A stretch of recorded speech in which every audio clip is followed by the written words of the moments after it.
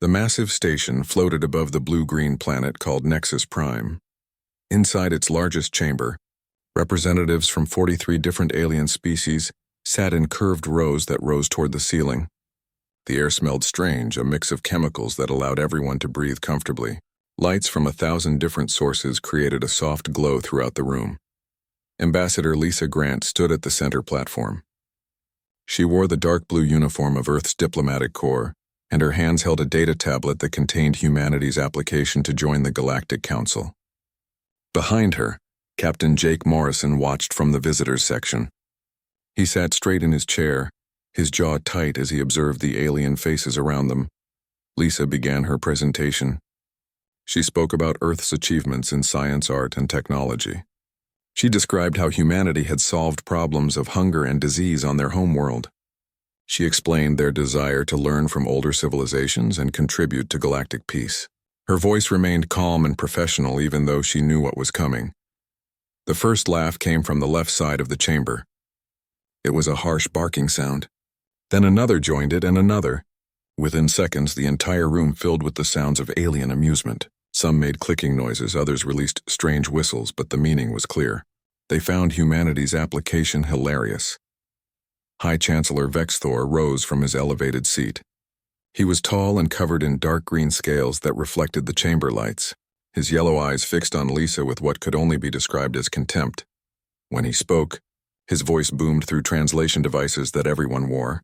"Humans," he said slowly, letting the word hang in the air. "You have traveled through space for less than 300 years.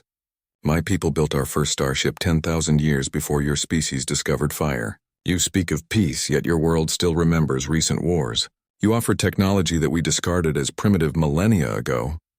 Lisa's face remained calm, but Jake saw her fingers tighten around the tablet. She had expected resistance, but not this level of mockery. She tried to respond, but Vexthor raised his clawed hand for silence.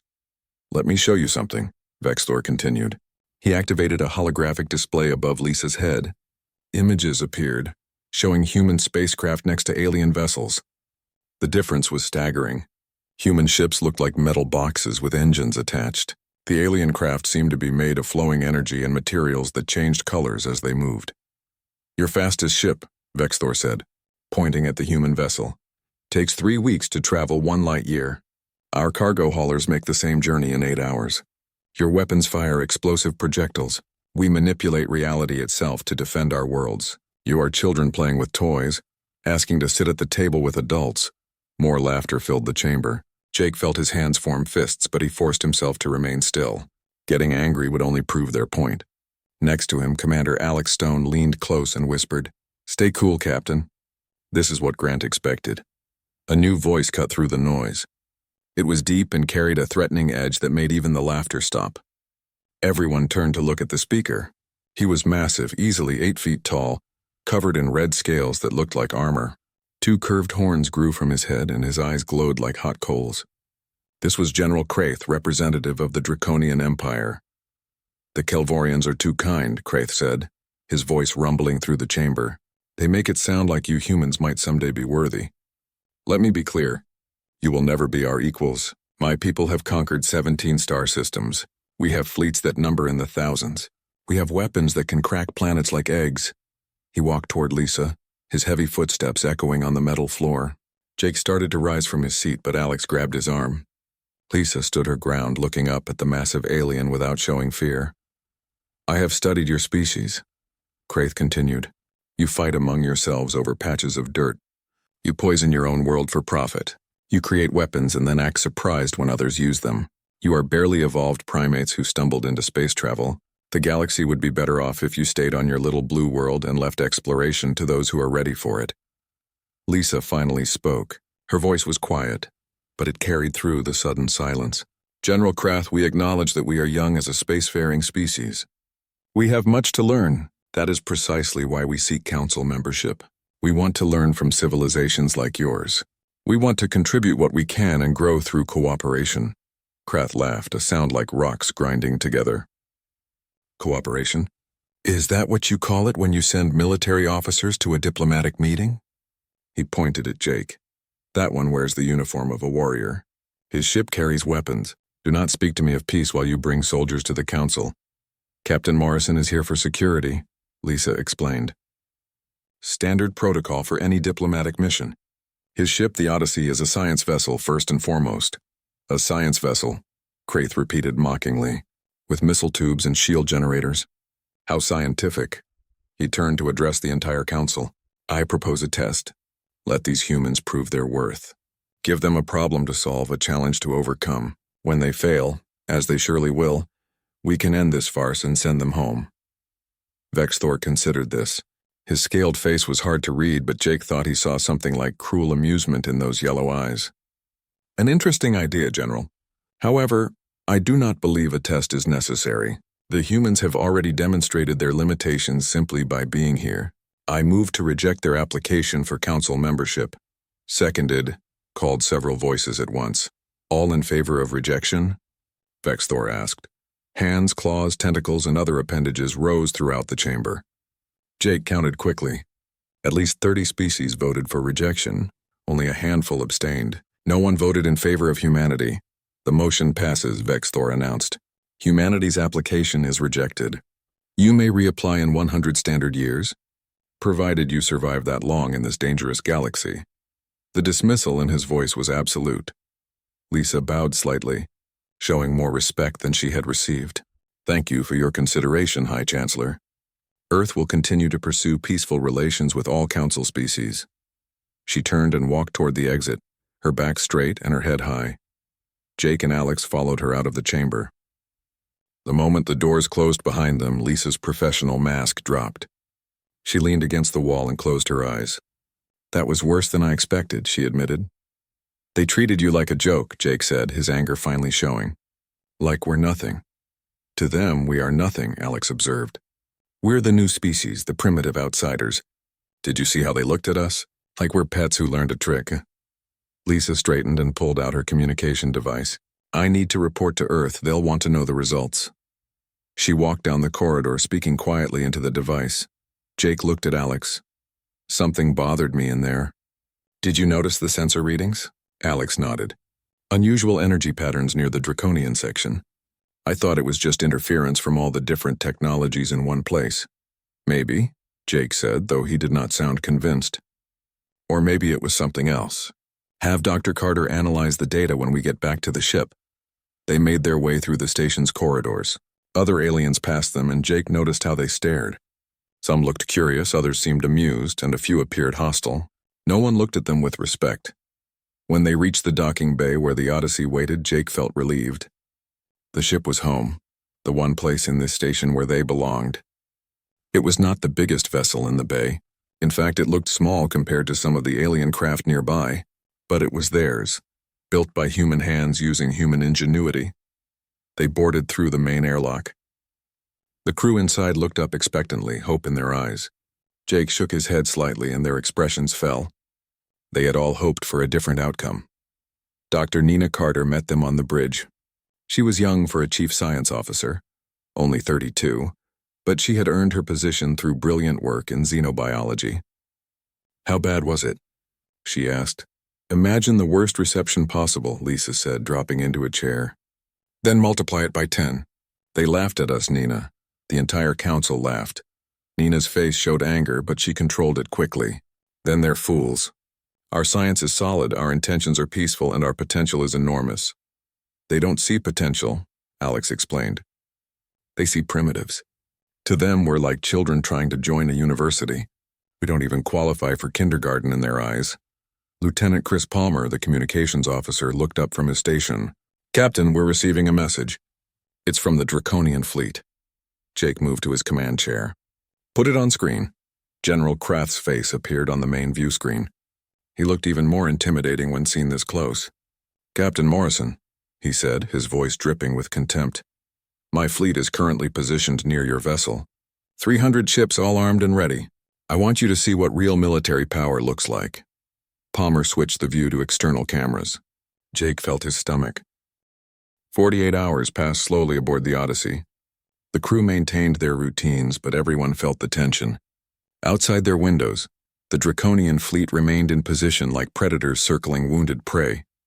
Jake spent most of his time on the bridge, watching the sensor displays and waiting for something to happen. Lieutenant Chris Palmer sat at the communications station, monitoring all frequencies. He looked tired. Everyone looked tired. 2 days of constant alert had drained the crew's energy. But they held their positions because their captain asked them to, and they trusted Jake Morrison with their lives. "Captain," Palmer said suddenly, his voice sharp with alarm, "I am detecting something strange." Jake turned from the window where he had been staring at the Draconian ships. Something in Palmer's tone made his combat instincts wake up. "What is it?" "The Draconian transponder signals," Palmer said, his fingers moving quickly across his console. "They are disappearing." Alex Stone moved to Palmer's station and looked at the display. His face went pale. "Not just disappearing. They are vanishing one by one. No distress signals, no energy signatures, nothing. They are just gone." "Show me," Jake ordered, moving to stand behind them.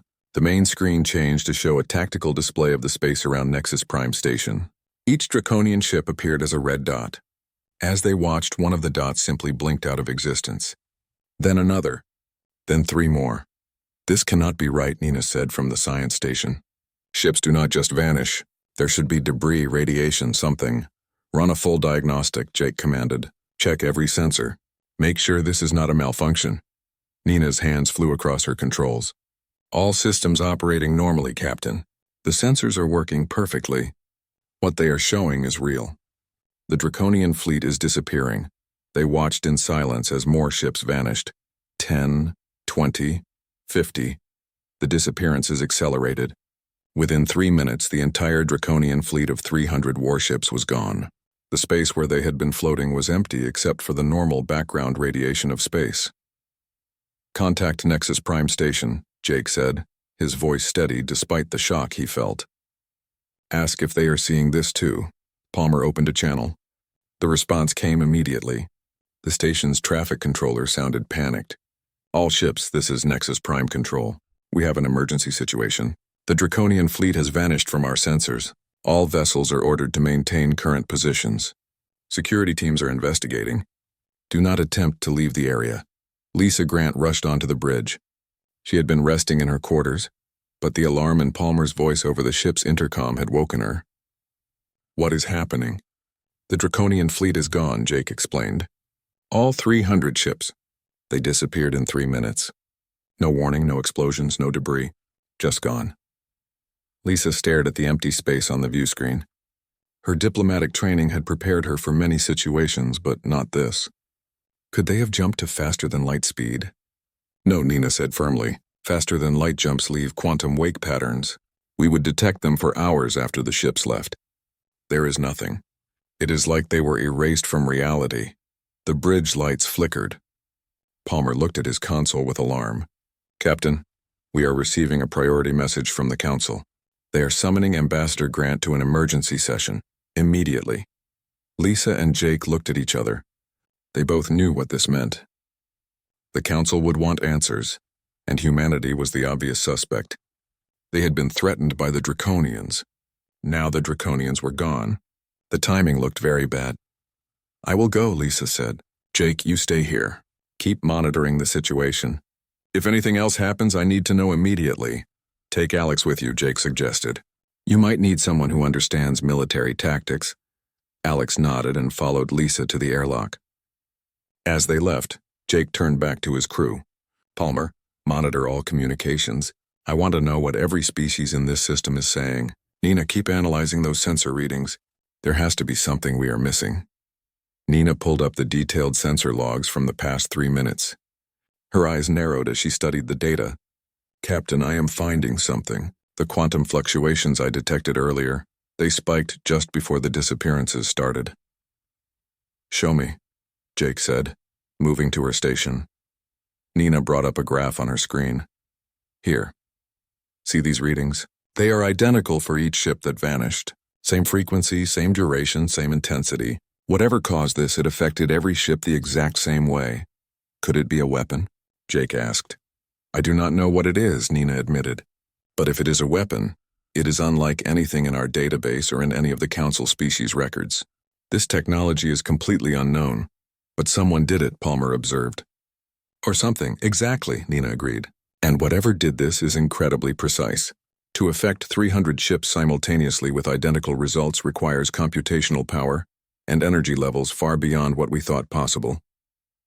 At the council chamber, Lisa and Alex arrived to find chaos. Representatives from every species were shouting at each other. Some blamed rivals, others demanded military action, and several looked genuinely terrified. High Chancellor Vexthor stood at his podium, trying to restore order by banging a metal rod against the desk. "Silence," Vexthor roared. His voice cut through the noise. The chamber gradually quieted, though the tension remained thick in the air. The Chancellor's yellow eyes swept across the room and landed on Lisa. "Ambassador Grant, how convenient that you are here." Lisa walked to the center platform, very aware that every eye in the room was on her. She kept her expression neutral. "High Chancellor, I came as soon as I received your summons. The Draconian fleet has vanished," Vexthor said flatly. 300 of the most powerful warships in the galaxy, gone without a trace. General Krath threatened your ship less than 2 days ago. Now his fleet is gone. Do you have an explanation?" The accusation was clear. Lisa felt Alex tense beside her, but she remained calm. "Earth had nothing to do with this, High Chancellor. Our ship has not fired a single weapon. We have been monitoring the situation just like everyone else. We are as shocked as you are." "Shocked?" A voice called from the assembly. It was a reptilian creature similar to Vexthor, or guilty. "You humans arrived, our ship started disappearing. The connection seems obvious." With respect, Alex spoke up, his military training evident in his posture and tone. "Humanity does not possess the technology to make ships vanish. High Chancellor Vexthor himself stated 2 days ago that our weapons are primitive. How could we destroy 300 advanced warships without leaving any evidence?" Several council members shifted uncomfortably. Alex had a point. The council had spent considerable time mocking humanity's inferior technology. Now they wanted to blame humans for something that seemed impossible even for advanced civilizations. Vexthor considered this. His scaled face was unreadable. "Perhaps you had help. Perhaps one of the council species provided you with advanced weapons in exchange for some future favor." "That is speculation without evidence," Lisa replied firmly. "May I suggest that instead of pointing fingers, we should be investigating what actually happened? Our ship's science officer has detected unusual quantum signatures. If we pool our resources and data, we might find answers." A new voice entered the discussion. It was melodious and calm, cutting through the tension like a cool breeze. "The ambassador speaks wisdom." Everyone turned to look at Counselor Zephyra, a member of the Luminari species. She glowed with a soft blue light, and her features were delicate and symmetrical. Unlike most council members, she had always treated the human delegation with courtesy. Zephyra continued, "Accusing the humans serves no purpose. We should form an investigation team. Include representatives from multiple species, including Earth. Share all sensor data. Work together to understand this threat." Vexthor looked like he wanted to refuse, but other council members were nodding. The idea of cooperation made sense, especially when facing an unknown danger. "Very well," the Chancellor said reluctantly. "A joint task force will be formed. Ambassador Grant, your ship's science officer will participate. But know this. If we find any evidence of human involvement, there will be consequences." "Understood, High Chancellor," Lisa said with a slight bow. She turned and left the chamber with Alex following close behind. Once they were in the corridor, Alex let out a breath. "That could have gone worse. It is not over," Lisa warned. "They still suspect us. We need to find out what really happened, and fast. Otherwise, humanity becomes the scapegoat for something we did not do." Back on the Odyssey, Nina made another discovery. She pulled up the sensor logs from the moment the first ship vanished and played them in slow motion. "Captain, look at this. In the milliseconds before each ship disappeared, there was a brief energy surge. It lasted only a fraction of a second, but it was there." "What kind of energy?" Jake asked, leaning closer to the screen. "That is what worries me," Nina said. "This signature does not match anything natural. It is not antimatter, not plasma, not any known weapon discharge. The pattern suggests deliberate manipulation of quantum states, but that should be impossible with current technology." "But someone did it," Palmer observed. "Or something, exactly," Nina agreed. "And whatever did this is incredibly precise. To affect 300 ships simultaneously with identical results requires..." The joint task force assembled in a secure conference room aboard Nexus Prime Station. Representatives from 12 different species sat around a large circular table. Nina Carter represented Earth, sitting between a crystalline being from the Silicate Collective and a floating jellyfish-like creature from the Hydran Empire. She felt small and out of place, but she kept her back straight and her expression confident. Commander Alex Stone stood near the back wall, observing. Officially, he was there as security, but really he wanted to watch how the other species worked together. So far, it looked like they were more interested in arguing than investigating. The meeting was led by a senior Kelvorian scientist named Professor Zalton. He was older than High Chancellor Vexthor. His green scales faded to a dull gray. But his eyes were sharp, and when he spoke, the room fell silent. "We have reviewed sensor data from 47 vessels," he began.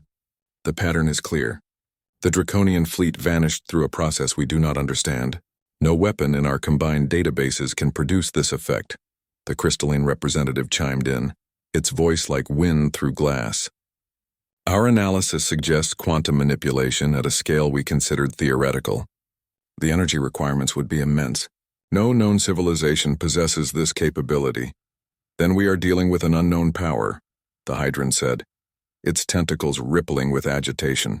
"This is unacceptable. The Council must mobilize its fleets. We cannot allow such a threat to go unchallenged." Nina raised her hand hesitantly. When Professor Zalton nodded to her, she spoke. "With respect, mobilizing fleets might be premature. We do not know if this was an attack or something else. The precision suggests intelligence, yes, but the target selection is interesting. Only the Draconian fleet was affected. No other ships were touched." Several representatives turned to look at her. Some seemed curious, others dismissive. Zalton tilted his head. "Explain your thinking, Dr. Carter." Nina pulled up her data on the shared display. "Look at the timeline. The disappearances began moments after General Kraith issued his threat to our vessel. The first ship to vanish was his flagship, then his command structure moving outward. It is almost like whatever did, this was responding to aggression." "Ridiculous," one of the representatives snapped. "It was a mantis-like creature with blade arms. You suggest this entity chose to protect Earth? Why would any advanced power care about primitives like you?" "I am not suggesting it protected us," Nina replied calmly. "I'm suggesting it responded to a threat display. The Draconians were demonstrating military power. Perhaps that triggered a defensive response from something we have not encountered before." At that moment, Agent Kyle Roberts entered the room.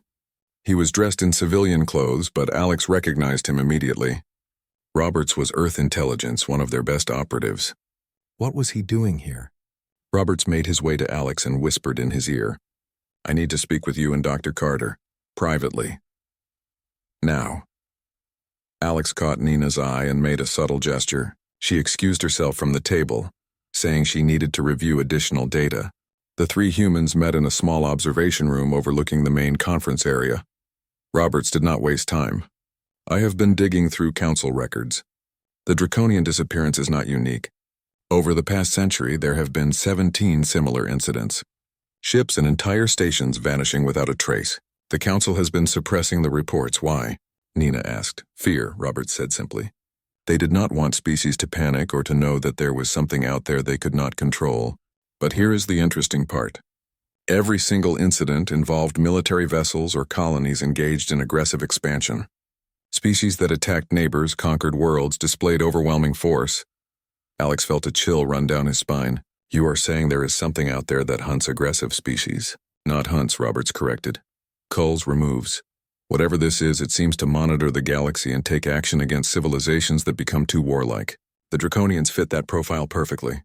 They have conquered 17 systems, destroyed dozens of species, and were threatening Earth." Nina absorbed this information. "Do you have proof? Documentation?" Roberts handed her a data chip. "Everything is on here.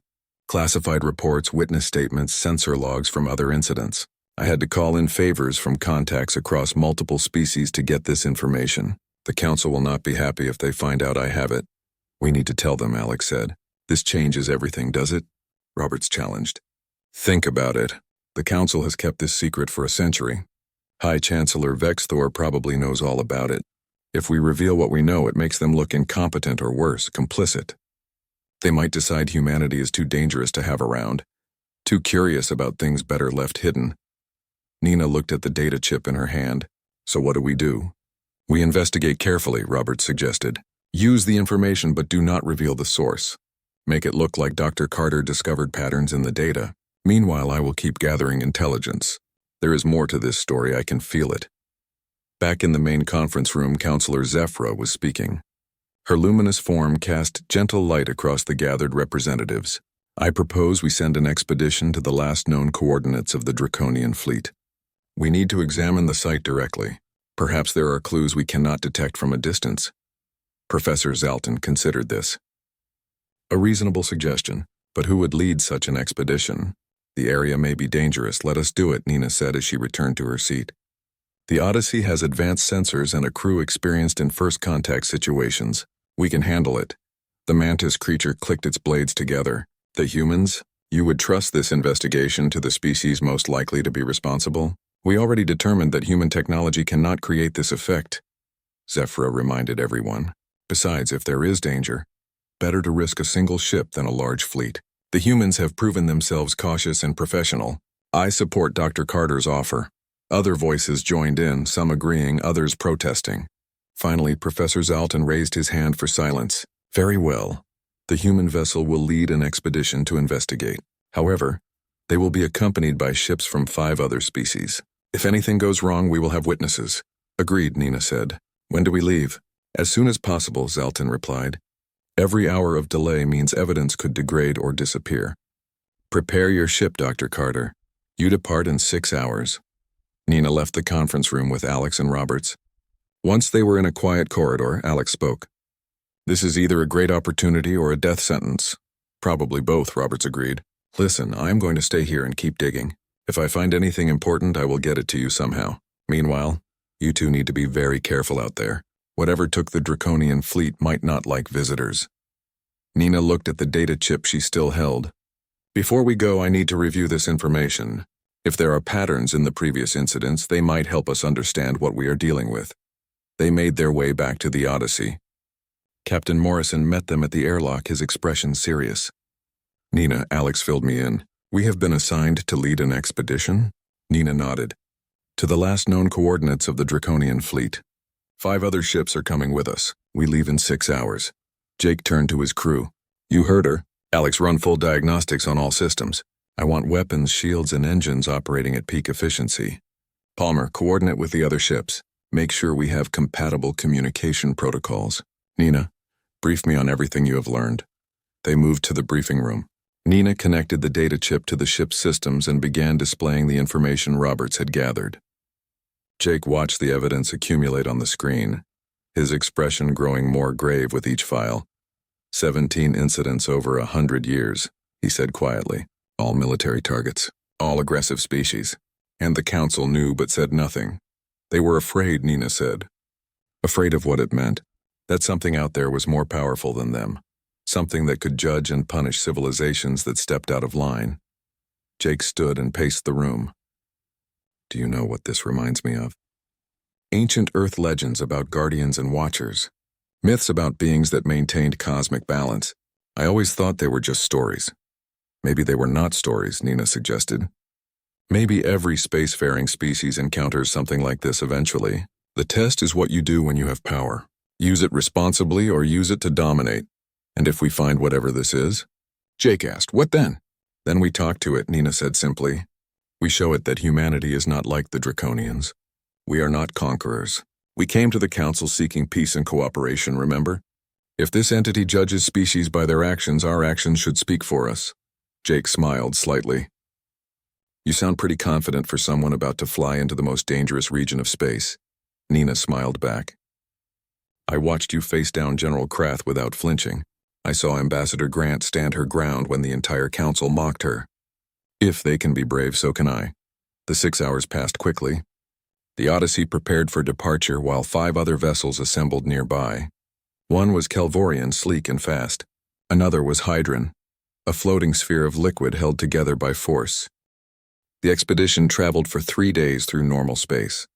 They could have used faster-than-light drives, but Captain Morrison insisted they go slowly. He wanted Nina's sensors to pick up any anomalies along the way. The other ships grumbled about the delay but followed his lead. On the third day, they entered a region of space known as the Void Nebula. It was not actually empty, but filled with exotic radiation that interfered with sensors and communications. The nebula glowed with strange colors that hurt to look at directly, swirls of purple and green that seemed to move with purpose. Captain Morrison, this is Commander Thulrak of the Kelvorian vessel Spearpoint. The Kelvorian captain's voice crackled over the communication channel. Our sensors are being disrupted. We are practically blind out here. Same here, Jake replied. Everyone stay in visual range. Palmer, switch to laser communications as backup. If the radiation blocks our standard systems, at least we can signal with light. Nina watched her displays flicker and jump as the exotic radiation played havoc with the Odyssey's systems. Engineer Kelly Morgan worked frantically in the engine room, trying to keep everything stable. This nebula is worse than the data suggested, Nina said. The radiation is not just interfering with electronics. It is actually warping space-time on a microscale. Can we proceed safely? Jake asked. I think so, but slowly. If we hit a strong enough distortion, it could damage the ship or throw us off course. Jake reduced speed even further. The 6 ships crept through the nebula like swimmers moving through murky water. Hours passed. The crew grew tired and tense. Then Palmer called out from his station. Captain, I am detecting something ahead. Debris field massive. It matches the composition of Draconian hull plating. Every head on the bridge turned toward the main view screen. The strange colors of the nebula parted like a curtain, revealing what lay beyond. Nina felt her breath catch in her throat. The debris field stretched for hundreds of kilometers. Pieces of destroyed ships floated in the void, twisted metal and shattered systems drifting silently. But these were not just Draconian vessels. Nina's sensors identified hull sections from dozens of different species, some dating back centuries. This is not a battlefield, Alex said quietly. This is a graveyard. A cemetery, Nina corrected. Look at the arrangement. The debris is not scattered randomly. It is organized, sorted by species and time period. Someone or something has been collecting these remains. The other ships in the expedition spread out, scanning different sections of the debris field. The Hydron vessel reported finding fragments that matched historical records of ships that had vanished decades ago. The Kelvorian ship found weapon systems that had been carefully disassembled, as if someone wanted to study them. Nina, what do your sensors show about how these ships were destroyed? Jake asked. That is the thing, Captain. Nina's face was pale as she studied her readings. They were not destroyed. They were dismantled. Cut apart with incredible precision. Every ship shows the same pattern. A clean separation of hull sections, components removed intact, systems preserved. This was not an attack. It was a collection. The implications of that statement hung in the air.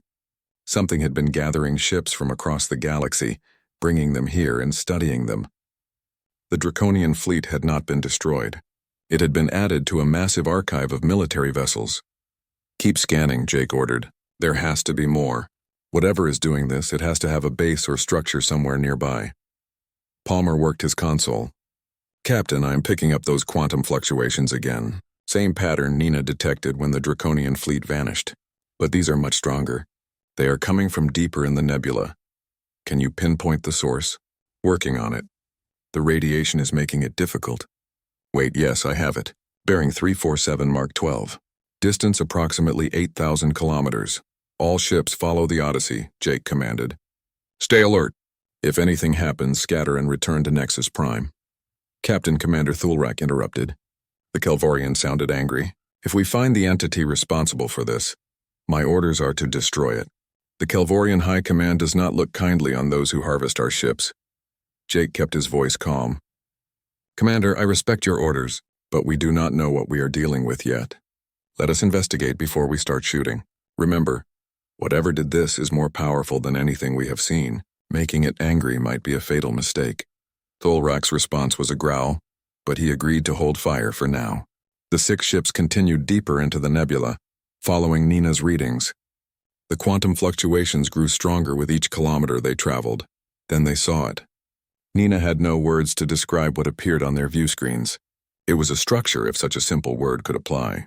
It seemed to exist in multiple dimensions at once, its geometry shifting and changing as they watched. Parts of it looked solid and metallic. Other sections appeared to be pure energy, flowing and reforming constantly. The entire thing measured at least 50 kilometers across and radiated power that made the Odyssey's instruments scream in protest. "What in the name of reason is that?" Alex whispered. "I do not know," Nina admitted. "The readings make no sense. It is partially phased out of normal space-time. My sensors are detecting quantum states that should not be possible. This thing operates on principles of physics we do not understand." As they watched, the structure shifted. A section that looked like an opening appeared, facing directly toward the expedition ships. Nina felt a chill run down her spine. "It knows we are here. Captain, the Hydran ship is hailing us." Their captain sounds terrified. On screen, Jake ordered.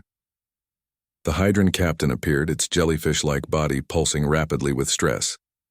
"Captain Morrison, we should retreat. This structure matches descriptions from our oldest legends. The Collectors, we call them, beings that existed before our civilization began. We thought they were myths. Can you tell us anything about them?" Jake asked urgently. "The legends say they appear when a species becomes too dangerous. They harvest the warriors, study their methods, and sometimes they destroy entire civilizations. We must flee before it acts again." Before Jake could respond, the quantum fluctuation spiked dramatically. One of the other expedition vessels, a ship from a species called the Thraxian Confederacy, simply vanished. Not destroyed, vanished, the same way the Draconian fleet had disappeared, all ships evasive maneuvers. Jake shouted, "Do not maintain steady course." The remaining 5 ships scattered in different directions. The Odyssey banked hard to port, its engines straining. Nina watched her sensors as another ship disappeared, then another. The quantum fluctuations were targeting each vessel in turn. "Captain, we have to do something," Alex called out. "We are sitting ducks out here."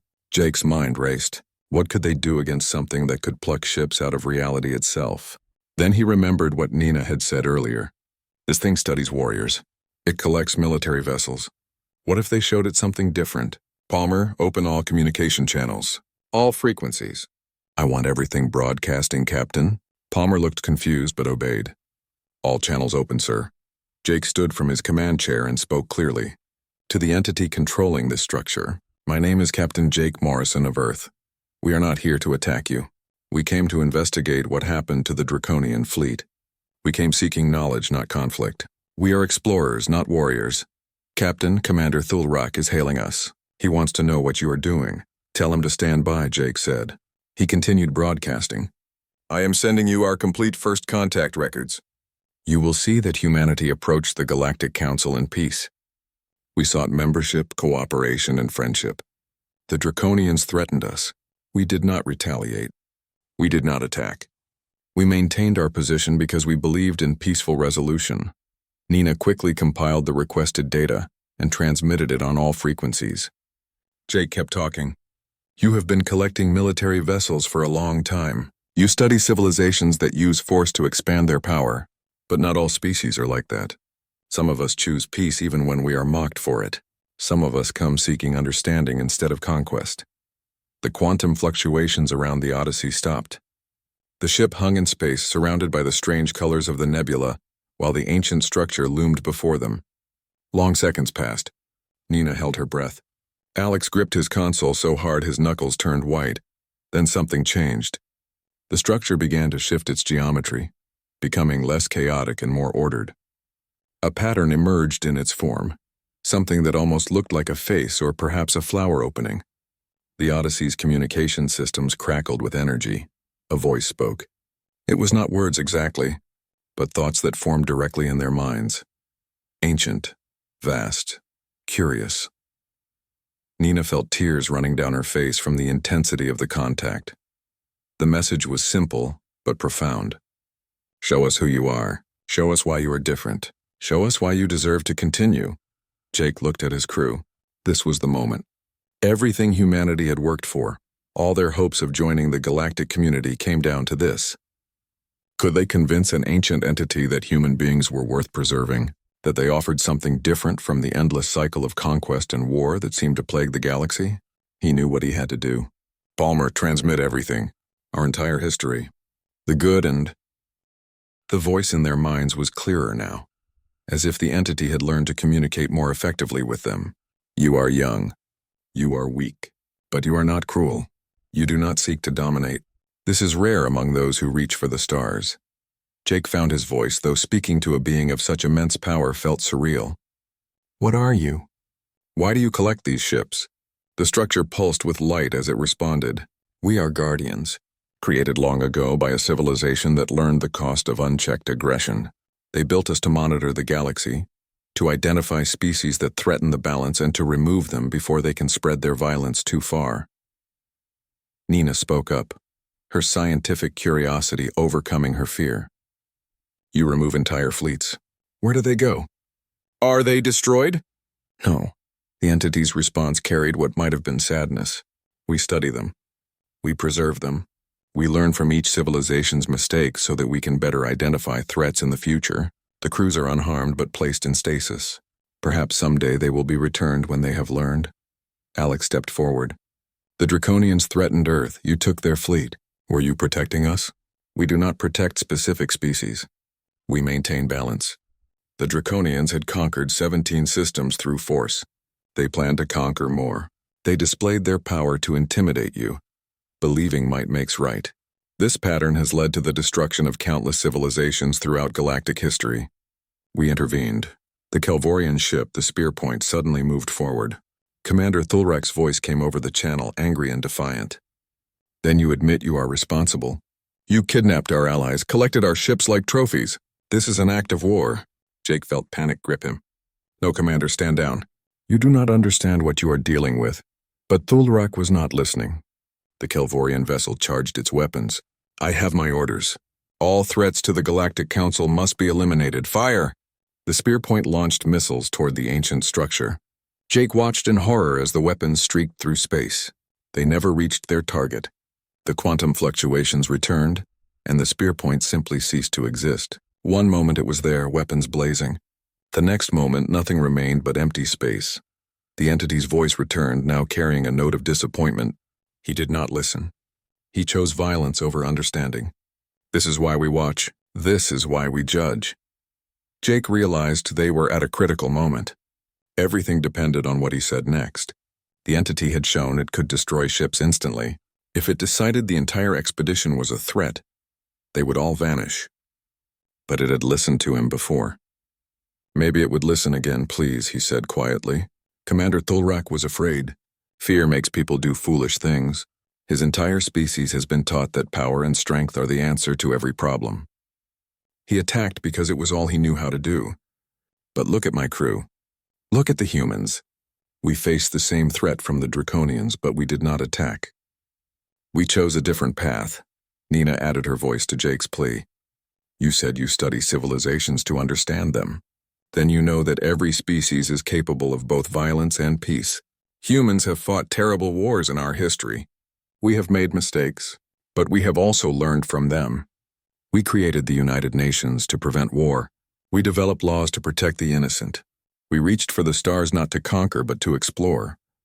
The entity was silent for a long moment. The remaining 3 ships from the expedition held their positions, not daring to move. Jake could hear his own heartbeat in the quiet of the bridge. Finally, the ancient guardian responded. You speak truth. Your species shows potential for wisdom, not just power. You came to investigate, not to conquer. When threatened, you sought understanding instead of revenge. These are rare qualities among young civilizations. So what happens now? Jake asked. Do you judge us worthy or wanting? The structure's geometry shifted again, becoming almost beautiful in its complexity. We offer you a choice. We can restore all the ships we have collected, including the Draconian fleet. But someone must take responsibility for maintaining balance in this region of space. Someone must watch for species that choose domination over cooperation. Someone must stand as an example of peaceful coexistence. You want us to be guardians? Nina asked in disbelief. Us? Humanity is the youngest species in the Galactic Council. No one respects us. They think we are primitives, the entity responded. That is precisely why you are suitable. You have no history of conquest in space. You have no territorial grudges with other species. You have proven you can be threatened without retaliating. And most importantly, you came here seeking knowledge when others would have come seeking revenge. Jake looked at Nina and Alex. They looked back at him with uncertainty in their eyes. This was not a decision he could make alone. It would affect all of humanity, perhaps for generations to come. Can I consult with my government? Jake asked. This is a decision that requires approval from Earth. Time is limited. The entity's tone became more urgent. The Galactic Council will learn what happened here. They will want to know why their ships vanished and where Commander Thulrak has gone. You must decide now whether humanity will step forward or step back, Alex spoke quietly. Captain, if we refuse, someone else will take this responsibility. Probably someone like the Kelvorians who believe in solving problems with force. Is that what we want? Nina added her thoughts. We came to the Council seeking peace and partnership. They rejected us. But this is a chance to prove we mean what we say. To show the galaxy that Earth truly is different. Jake closed his eyes and thought about Earth. About the billions of people living their lives, unaware that their future was being decided in the depths of a strange nebula. He thought about Ambassador Lisa Grant standing before the Council, enduring their mockery but never backing down. He thought about the Odyssey's crew, following him into danger because they believed in the mission. He opened his eyes and looked at the ancient structure. We accept. Humanity will serve as guardians. We will monitor the galaxy for aggressive expansion. We will work to prevent violence before it spreads, but we ask for something in return. Give us the tools to do this job properly. Share some of your knowledge, your sensors, your ability to detect threats, and restore all the ships you have collected, including the Draconian fleet. Give them a chance to learn from this experience. The entity pulsed with light brighter than before. Your conditions are acceptable. We will provide you with a quantum beacon that allows communication with our network. You will have access to sensors that can detect aggressive patterns across vast distances. And yes, the collected vessels will be returned. A small object materialized on the Odyssey's bridge. It looked like a crystalline sphere, barely the size of a baseball, but it glowed with internal light. Nina carefully picked it up, feeling warmth emanate from its surface. This is your connection to us, the entity explained. Guard it well. Use it wisely. Remember that with great power comes great responsibility. Humanity must prove worthy of this trust. We will, Jake promised. We will not let you down. The structure began to fade, phasing back out of normal space. As it disappeared, 3 ships suddenly materialized nearby. The vessels that had vanished from the expedition returned, their crews confused but unharmed. Further out, Jake's sensors detected massive energy signatures. The entire Draconian fleet was reappearing at coordinates near Nexus Prime Station. It is done, the entity's voice said, now distant and fading. Watch over this galaxy, humans. Teach others the path of peace. And remember, we will be watching you as well. If humanity strays from wisdom into tyranny, we will return. Then it was gone. The nebula's strange colors dimmed. The quantum fluctuations ceased. The Odyssey and the other expedition ships floated in suddenly normal space, as if the past hour had been a dream. Palmer broke the silence. Captain, I am receiving multiple hails. The other ships want to know what just happened. Jake took a deep breath. Tell them to form up. We are returning to Nexus Prime, and someone get Ambassador Grant on the line. She needs to hear about this immediately. As the expedition began its journey home, Nina studied the quantum beacon. Its internal structure was far beyond human technology, but she could already see patterns in how it functioned. This device would allow Earth to monitor aggressive activities across multiple star systems. They would know if any species began preparing for war. They would have the chance to intervene peacefully before violence erupted. It was an enormous responsibility. But as Jake had said, someone had to do it. Better humanity, with its history of learning from mistakes, than a species that believed might made right. 3 days later, the expedition returned to Nexus Prime. The station was in chaos. The Draconian fleet had reappeared exactly where it had vanished, crews confused and missing 3 days of memory. General Krath was found on his flagship, alive but changed. The experience of being taken and held in stasis had shaken his warriors' confidence. The Galactic Council convened an emergency session. Every species wanted answers. High Chancellor Vexthor demanded explanations for the disappearances and the mysterious return of the missing vessels. Ambassador Lisa Grant stood at the center platform once again. But this time Captain Jake Morrison stood beside her. Together they told the